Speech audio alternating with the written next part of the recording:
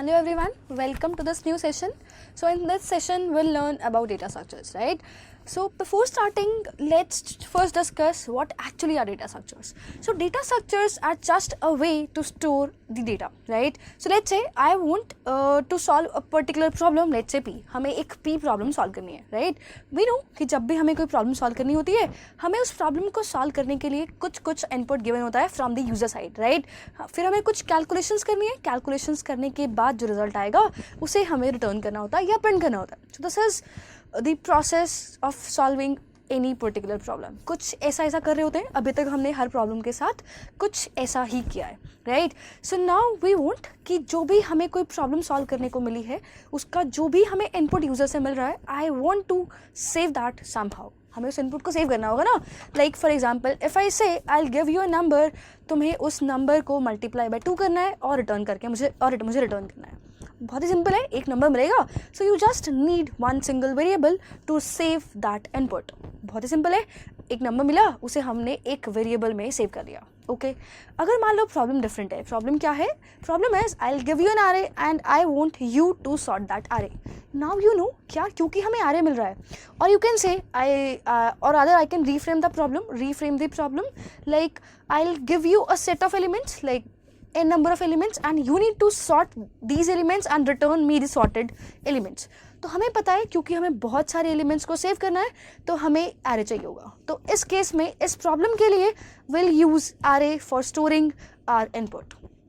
ठीक है ना, थोड़ा समझ पा रहे हो. सो what we are saying is whenever a problem needs to be solved, we need to save the input given in some particular format so that we can work over them और हम उस problem को solve कर पाएँ. ठीक है, अभी तक हम डेटा को सेव करने के 2 ही ऑप्शंस जानते थे. One is variable, other is arrays.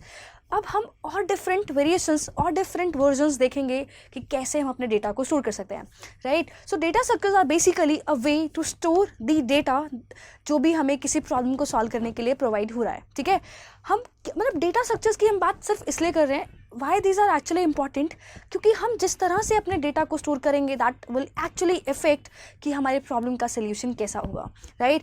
It might happen किसी प्रॉब्लम में मुझे अपने डेटा को थोड़ा डिफरेंटली सेव करने की ज़रूरत है.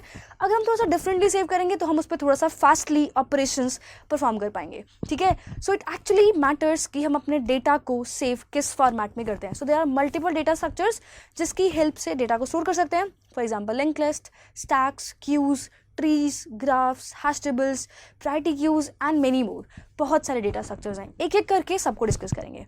ठीक है, so but first of all we need to know कि why these are actually important for us. Like for example एक एग्जाम्पल ले लेते हैं, शायद थोड़ा बेटर क्लियर हो जाए.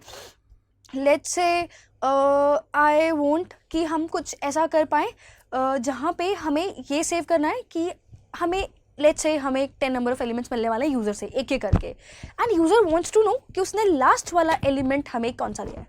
बात समझ रहे हो? लेट्स से हम क्या प्रॉब्लम ये है कि हमें यूज़र से n नंबर ऑफ एलिमेंट्स मिलने वाले हैं and user wants to know, एक एक करके एलिमेंट देगा वो हमें, and user wants to know कि उसने लास्ट वाला एलिमेंट हमें कौन सा प्रोवाइड किया है. ठीक है, सो ऐसा कुछ अगर करना है तो हम नॉर्मल array या नॉर्मल कुछ और यूज़ नहीं कर पाएंगे, हमें एक डिफरेंट डेटा स्ट्रक्चर यूज़ करना पड़ेगा.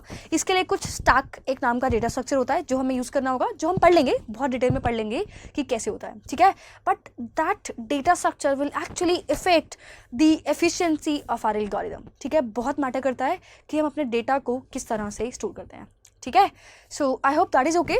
सो नेक्स्ट वीडियो से हम एक्चुअली स्टार्ट करेंगे हमारा first data structure which is link list. Okay, thank you.